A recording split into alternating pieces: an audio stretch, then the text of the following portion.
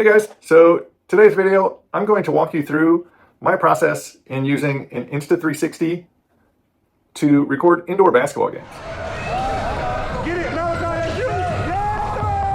Look up! Look up! Woo! Yeah! Now, this is probably not the best camera to be using for that, for a couple of reasons. One, this camera is meant to capture subjects that are no more than 15 meters away from you. When I set this up in a gymnasium, I typically try to set it up at center court, and so I can get a full field of view of the court. There are many better cameras that would be more suited for this. Just a simple iPhone. The problem with that, and the problem that I don't use an iPhone, is because you then have to pan back and forth as the team runs up and down the court. For the basketball games that I'm recording, I'm also keeping track of stats and doing various other things, and so I can't really pan the camera back and forth to follow the ball. That's why I went this route. There are products on the market that attempt to do that panning back and forth for you. I personally tried the DJI handheld gimbal, attempting to use the AI tracking on it, and it just was not fast enough to keep up with fast breaks, and often when it would lose its tracking subject, it could never find it back. There's other products that I've seen, and I've talked to people that have owned them. They do a little better job, but they still kind of have all the same issues. They lose the ball, they lose the tracking. Another reason that I decided to go this route as a dedicated camera is because I want to make this so that anybody on the team can set it up, hit record, and just let it run for the entire game without having to mess with anything, without having to try to follow the ball. But right out of the box, there's a few drawbacks. First of all, the X4 and X5 record in 8K, which is fantastic. The problem with doing that is it gets very hot. If you're using this camera how it's intended to be used, on a bicycle, while surfing, while any kind of outdoor sport, there's typically enough airflow around the camera that it doesn't cause an issue. However, inside of a building with no air movement, it gets very hot. The first couple of games that I used it on, it would actually overheat and shut down around 30 minutes into the game. And that just wasn't gonna work. I did discover that first tournament weekend that if I stopped recording at halftime and resumed recording after halftime, that I could get the full game. And so I did that for a little bit, but I wanted a better solution. So here's what I came up with. This is a 3D printed enclosure. You can see it's got a tripod screw on the top. On the bottom, there's a hole with a 1/4-20 nut in there. And this basically threads on to the selfie stick, and then the camera threads onto it. On the bottom, you can see there's a USB-C port, and inside of there is a 40mm fan. The fan is 5-volt powered, and so I just use a small single-cell power bank and plug a USB-C cord into it, and it blows just enough air across the camera to keep it from overheating. This past weekend, we actually had a tournament in a building. The outside temperatures were in the upper 90s. The inside temperatures of the building were probably close to 80, 82 degrees. And this thing recorded the whole time, straight through, entire length of games. So plugging the USB cable in, it doesn't move a ton of air, but it also doesn't make very much noise. And so this running by itself in a quiet hotel room is barely noticeable.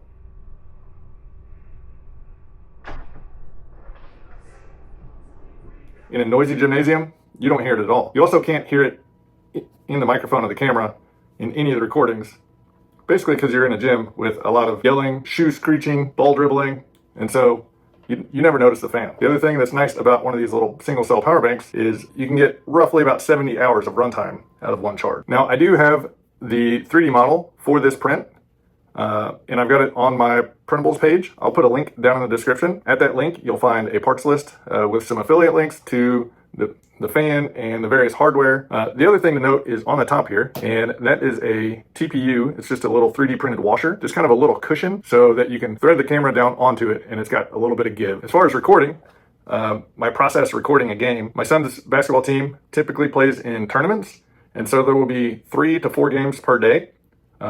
Sometimes I record the games of 2 different teams, up to 6 games per day. To facilitate editing these videos and reframing them, I decided to get 2 smaller memory cards as opposed to 1 large memory card. I use 2 128 gigabyte micro SD cards, and I swap them out. Another thing that I use is the Insta360 quick reader.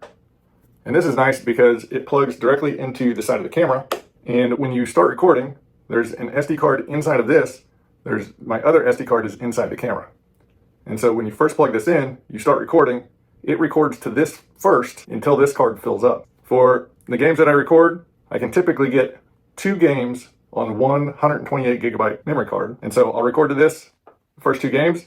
I'll pull this out, obviously swapping batteries between games just so I don't run out. And then I'll record the other 2 on this. If for some reason I need to record more than 4 games in a day, I use just a USB-C hub that has a SD card reader or various USB slots.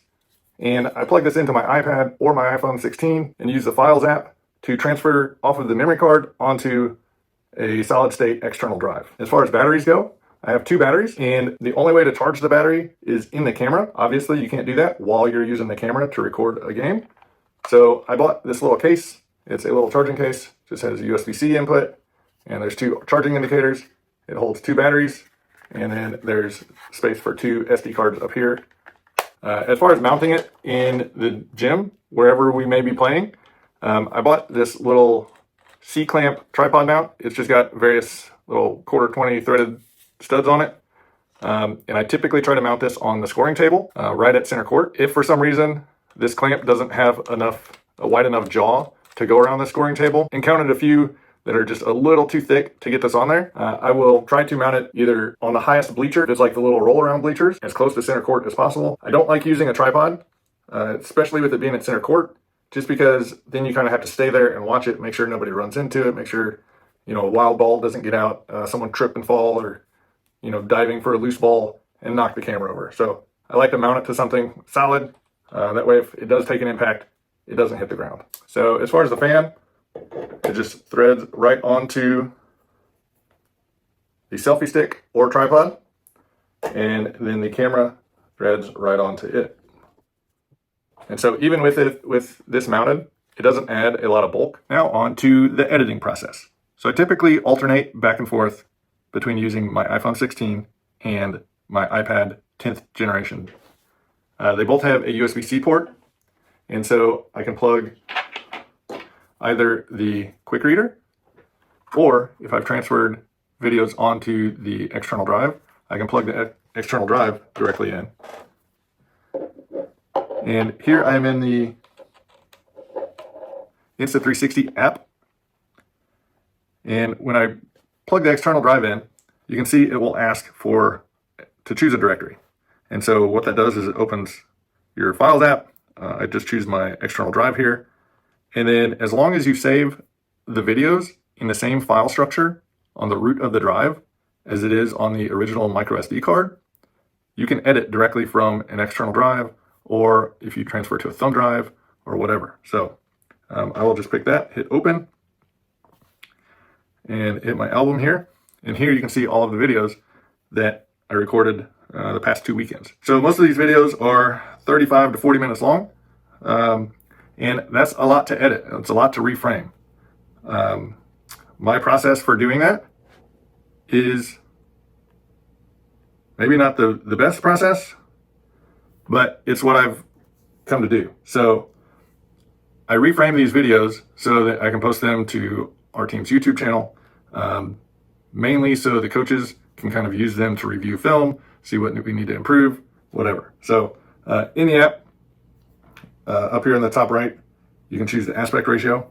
I do it in 16:9, so it'll change my aspect ratio. Across the bottom, you've got a record button, an editor button, and an AI edit button. If you're just wanting to do just a single clip, you have a nice fast break and you want to just save it as a YouTube short or something, you can just do the record button. It'll allow you to record just that one clip and export it. If you want to do multiple clips and kind of just trim out what you want, you need to go to the editor. I already have an edit going for this, but I'm going to create a new draft. And so here is the editor. I'm going to turn the volume down just so it's not crazy loud. And so from here, you can do a couple things. So obviously you can just kind of pan around, wherever you need to look. Another disadvantage of the 360 camera is, as I mentioned earlier, this camera is designed for the subject to be within 5 meters, 15 feet or so, and a basketball court is much larger than 15 feet.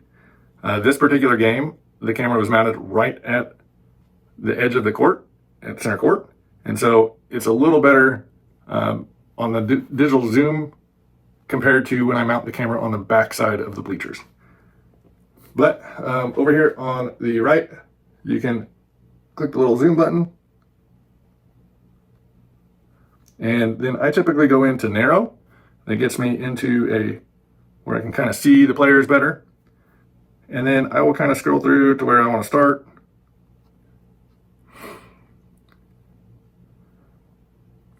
All right, they're getting ready to tip off. Oh, there it goes. And so from here, I use the record option. So this is, once you're in the editor, you get another record option. And what will happen is as soon as you hit start recording, the video is going to start playing, and then you can either drag with your finger to follow the ball, or you can actually move your device to follow. Moving your device gives you a little smoother transition. You can move with it. I found sitting in an office chair, if you need to rotate real fast back and forth for fast breaks or whatnot, sitting in an office chair and being able to rotate, that can come in handy. But I will just start recording. There goes the ball. Which way they're going to go. And then I'll rotate around. And you're basically just watching the game again. As I go the other way, I'll pan down.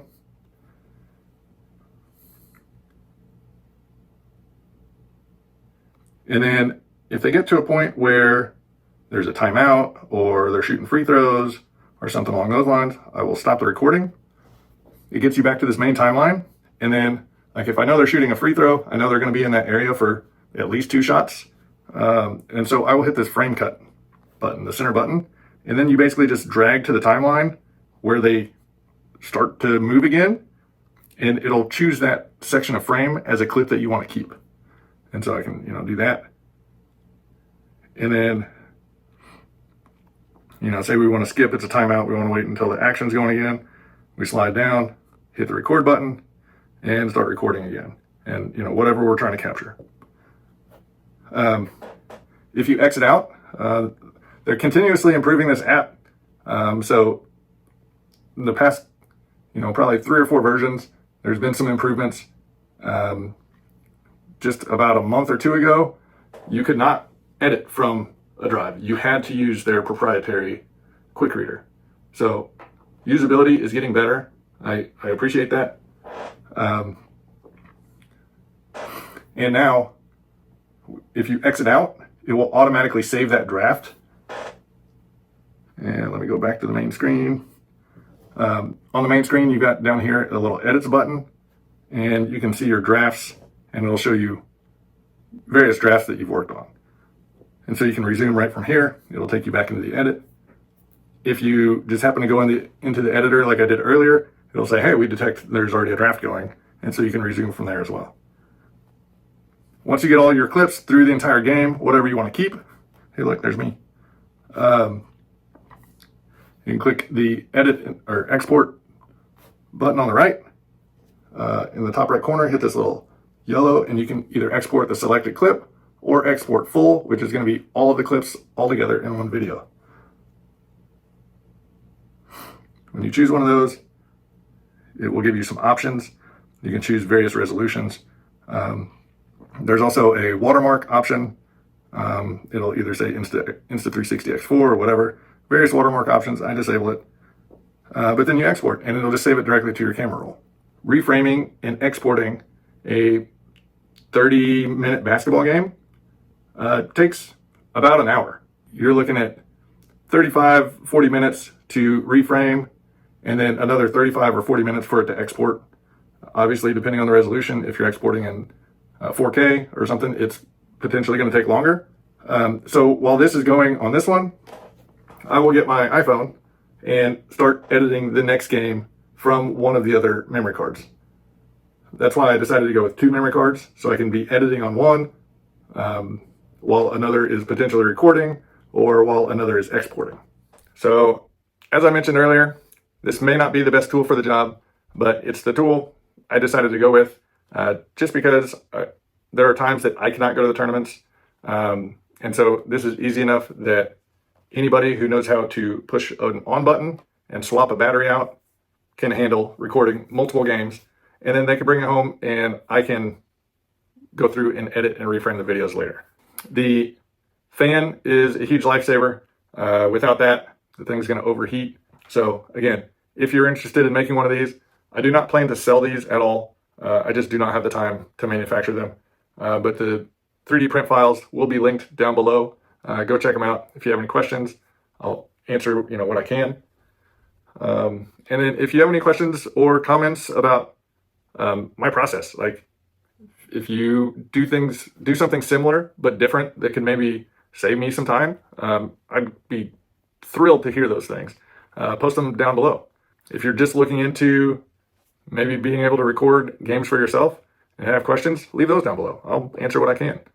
Hopefully this was comprehensive enough to get you started if you're looking at doing this, but I think that's going to be it for this one. Until next time, we'll see you later.